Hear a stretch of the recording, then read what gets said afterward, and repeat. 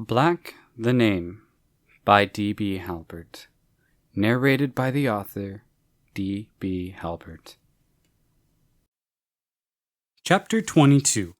Underlying Desire. Seriously, Pearl, go ahead. I want to be awake when the effects of my experimental formula take effect, Elizabeth explains, offering Pearl the bed. With another shrug, Pearl begins undressing, asking Elizabeth, "What formula did you take anyway?" "One that is supposed to help me become enlightened." "Like those hermits that learn how to go without food and water for years?" "I guess." "Weird. Well, good night, Lizzie." "Night, Pearl." Sitting with crossed legs, Elizabeth closes her eyes and begins to meditate, waiting for Pearl to fall asleep.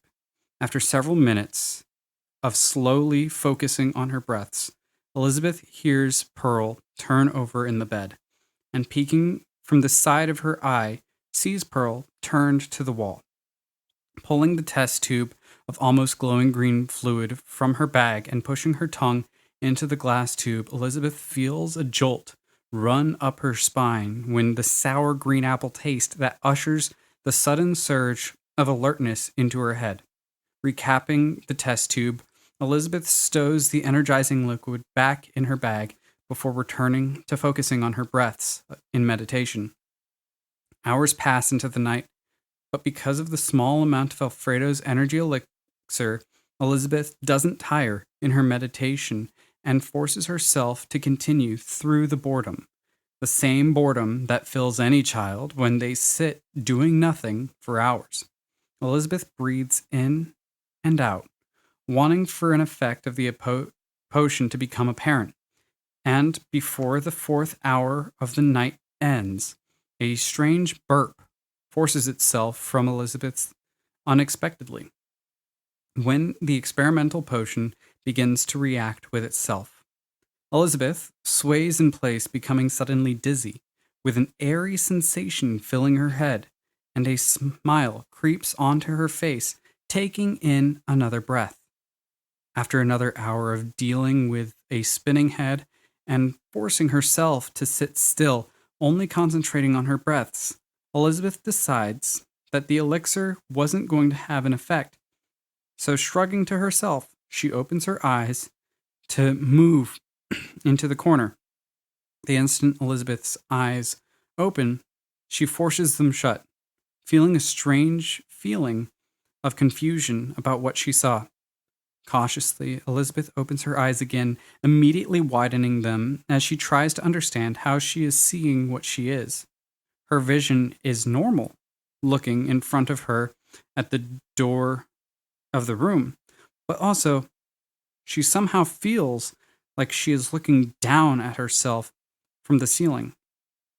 Performing small movements, Elizabeth continues and confirms that she somehow is staring down at herself, a feeling that is very unsettling.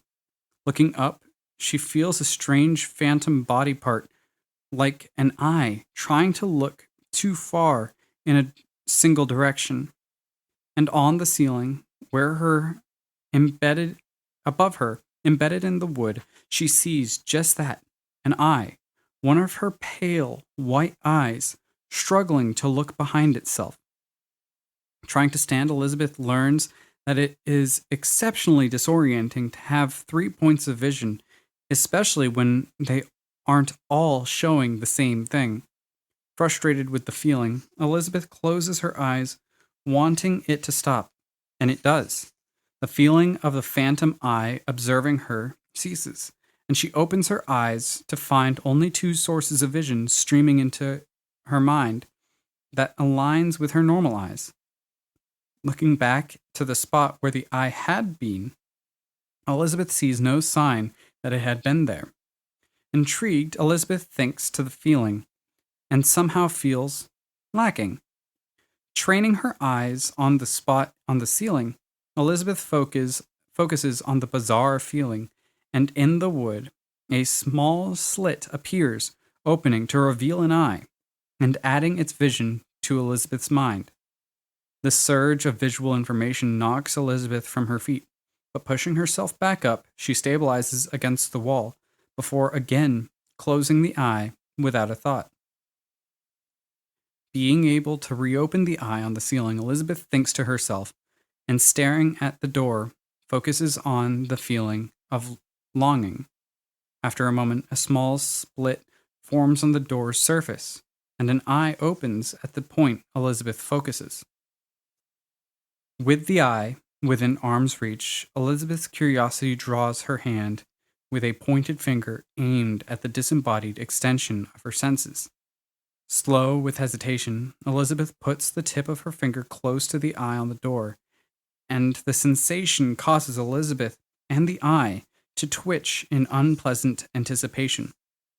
Then, to test her hypothesis, with a swift jabbing motion, Elizabeth pokes the eye, and immediately she recoils, covering her face in pain, as she experiences the sensation of having stabbed her finger into her eye. Over the course of the rest of the night, Elizabeth experiments with her new ability to produce a third eye.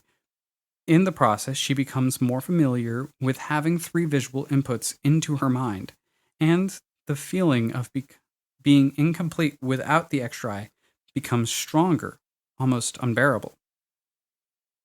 Morning comes, and Pearl wakes to Elizabeth exclaiming, "Boop, stop! You'll make me sick." Shooting up from the covers, Pearl looks to where Elizabeth's voice rang from, where she sees Elizabeth reaching toward a floating Boop, who spins with his eye stalks focusing towards his bag. With a giggle, Pearl asks, "What's going on?" Boop comes to a sudden stop, causing Elizabeth to suddenly become dizzy, stumbling to the wall. Placing a hand on her head, Elizabeth tries to get her bearings, responding, "Morning, Pearl. The third eye potion didn't do what I thought it would." "What exactly did it do?" "Let me show you," Elizabeth says, closing the eye she put on Boop and focusing on the top of Pearl's sternum, where a third eye opens through Pearl's flesh. The feeling is strange for Pearl, a sudden growth forming on her chest, like a large cyst, which grows even more bizarre as her skin pulls away from the growth, allowing her to feel the eye blinking. But Pearl's reaction spurs when the eye starts moving and she can feel it wiggle. Looking down, Pearl instinctively slaps the eye as she jumps in surprise. The strike sends Elizabeth's hands to her face and causes her to recoil, while Pearl feels the eyeball suddenly disappear. Leaping from the bed for Elizabeth, Pearl exclaims, "Lizzie, what happened?" "Well, you just slapped my eye." "Wait, that was yours?" "I did say that I was going to show you the effects. I'm so sorry." Standing and blinking her eyes several times to refocus, Elizabeth smiles and waves off the pain to Pearl, saying, "No, it's my fault.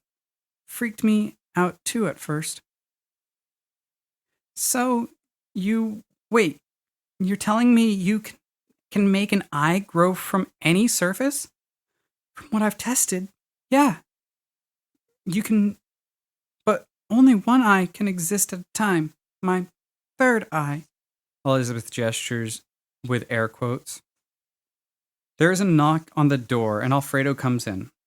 "Ladies, it is time for me to take notes on the visible effects of the potions you consumed last night. May I come in?"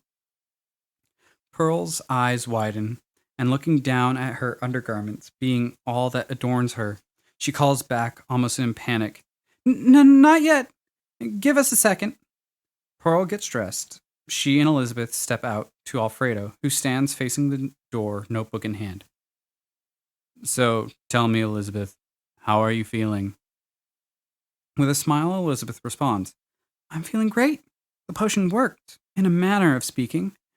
I'm not any more enlightened now than I was last night, but I have opened a third eye." And in the center of her forehead, Elizabeth opens the eye. Alfredo recoils from Elizabeth in surprise, asking, And that is the only effect you have experienced? The ability to spout a third eye on your forehead? Well, not just my forehead. Elizabeth grins, causing the eye to close on her forehead, opening the eye instead on Pearl's forehead. Something that causes Pearl to take an uneasy stance, still not used to the sensation. So you can make an eye sprout from other living beings' foreheads. It doesn't just have to be a forehead.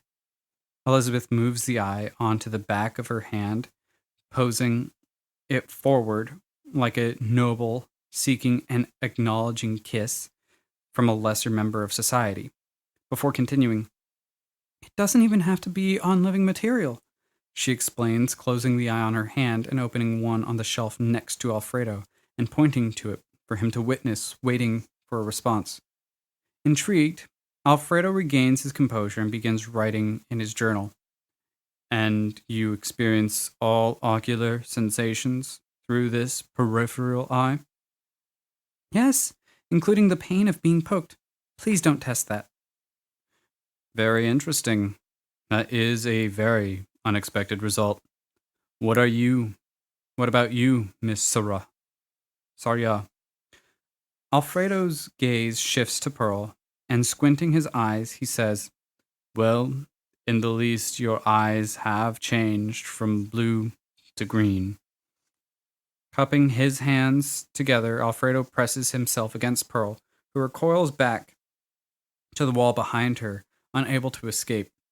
Holding himself for a few seconds against Pearl, Alfredo pulls away, explaining, It does appear that your eyes have in fact gained the ability to produce light.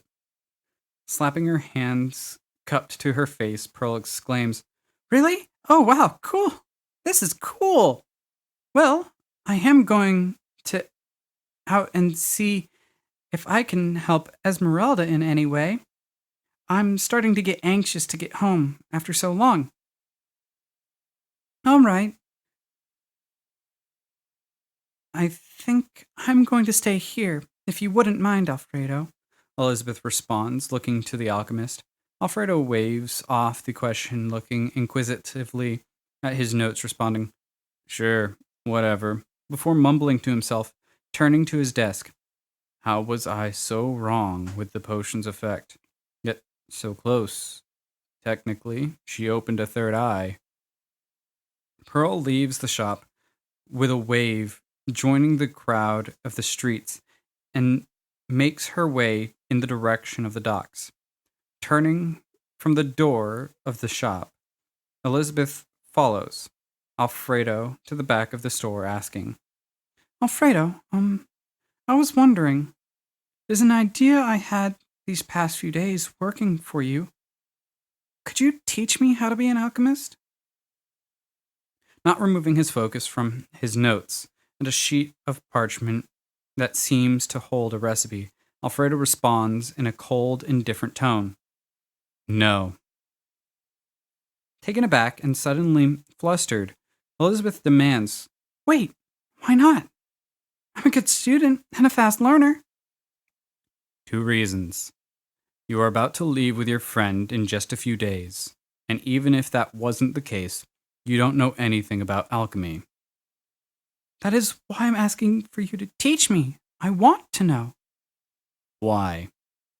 What? Why do you want to learn alchemy? Is it that you can become a self-supplier of alternative potions? Blushing and looking away as a child caught in mischief, Elizabeth responds meekly, No. I knew it. I don't mind you using yourself as a subject for my experiments, but you do not want to learn alchemy for the practice, but for your own desires. Defensively, Elizabeth stomps her foot, shouting back, That isn't even true. Yes, I really, really love the new me, but it didn't in any way change people seeing me as a monster. Maybe if I can make medicine and learn to help heal people, maybe then their minds will change. With a sigh, Alfredo stands and turns to Elizabeth, explaining, If that is true, then there might be a way for you to learn. Stepping away from Elizabeth into his room, after a moment, Alfredo returns, holding a pile of books. Setting them down, he continues, Once you have read every one of these, if you still want me to be your teacher and return here, then I will teach you. The light of a youthful joy returns to her eyes. Elizabeth presses herself against Alfredo in an excited embrace. Thank you! Peeling himself free, Alfredo responds, Don't thank me yet. Once you are an alchemist, then if you still want to thank me, you can. For now, go open the shop. Elizabeth goes to do as she is told, but stops for a second and addresses Alfredo. Alfredo, as you mentioned, Pearl and I are leaving in a couple of days. Yes, and? Well, I wanted to know how long you were going to wait for people to test the rest of your experiments.